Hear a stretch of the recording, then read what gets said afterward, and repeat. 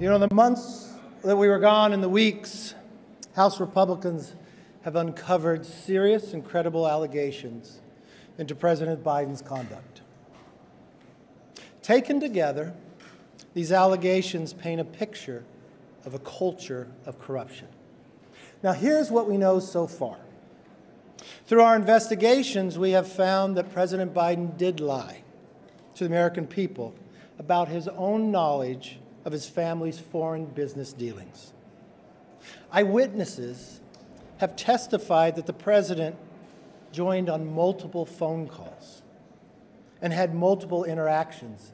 Dinners resulted in cars and millions of dollars into his son's and his son's business partners. We know that bank records show that nearly $20 million in payments were directed to the Biden family members and associates through various shell companies. These are allegations of abuse of power, obstruction, and corruption, and they warrant further investigation by the House of Representatives. That's why today I am directing our House committee to open a formal impeachment inquiry into President Joe Biden.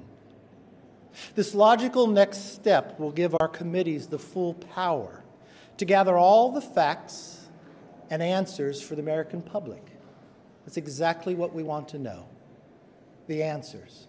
I believe the President would want to answer these questions and allegations as well. The U.S. House of Representatives has opened an impeachment inquiry into President Joe Biden. The House Speaker, the Republican, of course, Kevin McCarthy, has announced this on Tuesday, and McCarthy has said the inquiry will look into allegations of abuse of power and, as he said, corruption involving the president. And this kind of inquiry procedurally is the first step in the process with a view to impeaching the president, and a first step necessarily. McCarthy has been heading in this direction for some time. He's given enough indications that he would open such an inquiry, and these have emerged over recent weeks. And he said on Tuesday there are serious and credible allegations about the president's conduct. He says these point to a picture of a culture of corruption. It has to be said, of course, that so far very little evidence has emerged of any corruption involving President Biden. Most of the allegations have been aimed at his son Hunter Biden, and of course of those there have been plenty. Hunter Biden is facing allegations of failure to disclose he was on drugs when obtaining a gun license, and of failing to declare and pay his taxes 2 years running, and he is facing the law over those allegations. Potentially and more seriously, he faces allegations over suspect dealings in Ukraine and through engagement with some Chinese companies.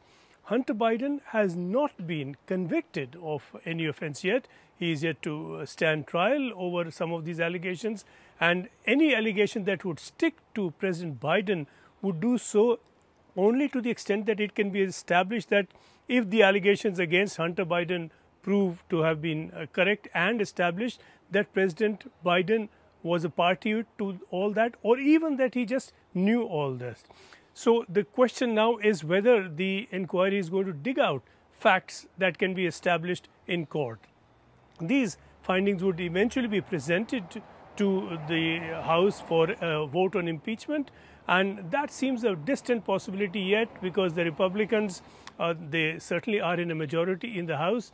That has been since the midterm elections of last year, and it would take a simple majority to cast a vote on impeachment, but that inquiry would have to come up with very strong findings for that to happen. Those, and in that eventuality, that finding, and if there's any finding of wrongdoing by President Biden, that would then be put to the Senate. A Senate would then need a 2/3 vote to impeach the president. The Senate currently has 49 Republicans, 48 Democrats, and 3 independent members who are Democrat friendly.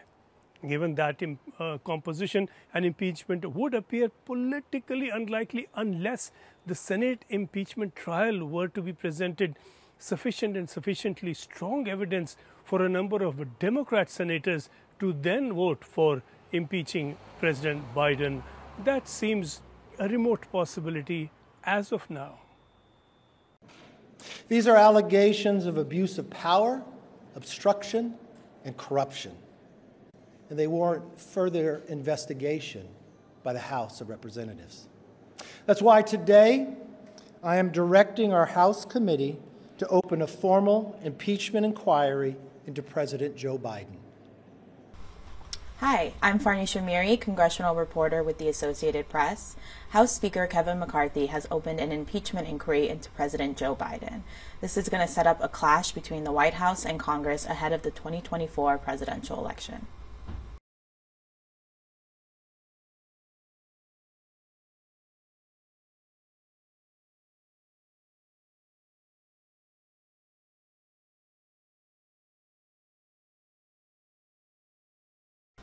And an impeachment inquiry kicks off a formal investigation into any potential wrongdoing by a federal official, and it is the most powerful check that Congress has on the executive branch.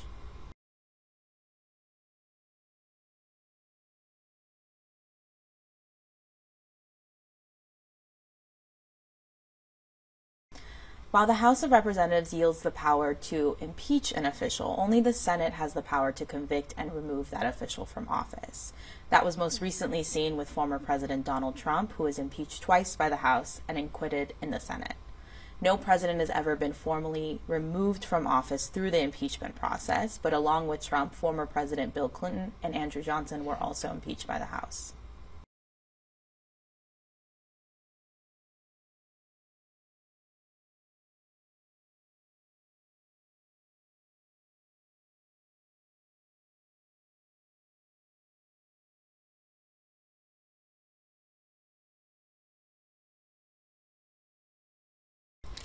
House Republicans' impeachment inquiry into Joe Biden focuses on Hunter Biden, his youngest son, and his foreign business dealings from when Biden was vice president.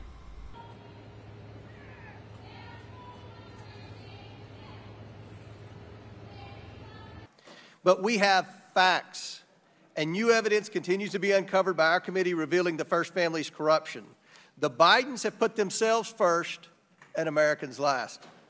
We will continue to follow the money trail and provide the answers, transparency, and accountability that Americans demand and deserve. We've obtained thousands of pages of financial records.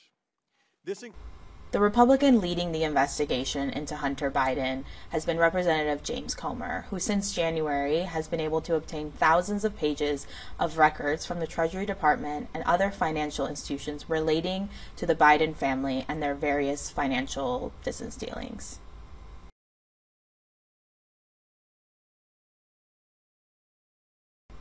Comer has repeatedly pointed to these documents as evidence of a clear line between Hunter Biden trading off of his father's name and policy decisions Biden made while vice president.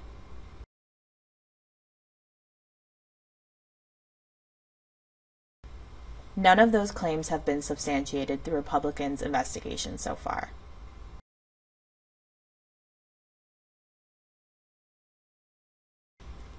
It also remains unclear how long this process will take or how it will play out in the House and Senate. In the House, House Speaker Kevin McCarthy will have to get the full support of his conference to pass any impeachment articles.